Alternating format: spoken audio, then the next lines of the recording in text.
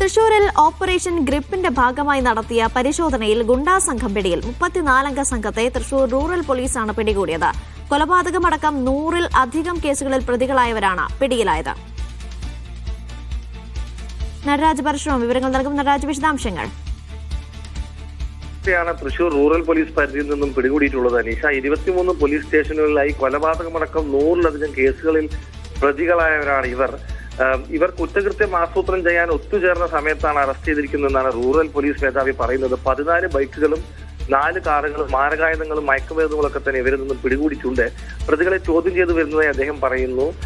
തെരഞ്ഞെടുപ്പ് കൊടകര കുഴപ്പണ കേസിൽ ഉൾപ്പെടെയുള്ള പ്രതികളൊക്കെ തന്നെ ഇതിൽ ഉണ്ടെന്നാണ് പറയുന്നത്. തെരഞ്ഞെടുപ്പ് അടുത്തു വന്ന സമയത്ത് ഗുണ്ടാസംഘം ഒത്തുചേർന്നത് വളരെ ഗൗരവമായി കാണുന്നുവെന്നും പോലീസ് മേധാവി പറയുന്നുണ്ട്. പല പ്രധാനപ്പെട്ട വിവരങ്ങളിലെയും സൂചന ലഭിച്ചിട്ടുണ്ടെന്നും അതിലേക്കൊക്കെ അന്വേഷണം പോകുമെന്നും അദ്ദേഹം ചൂണ്ടിക്കാണിക്കുന്നുണ്ട്. കവർച്ചയ്ക്കും ഇവർ പദ്ധതിയിട്ടതായിട്ടൊക്കെ തന്നെ പോലീസ് അനുമാനിക്കുന്നുണ്ട്. എന്തായാലും ഇവരെ കൂടുതൽ ചോദ്യം ചെയ്തതിനു ശേഷമാകും മറ്റു കൂടുതൽ വിവരങ്ങൾ പുറത്തുവരികയെന്നും തൃശൂർ റൂറൽ ജില്ലാ പോലീസ് മേധാവി വ്യക്തമാക്കുന്നുണ്ട്.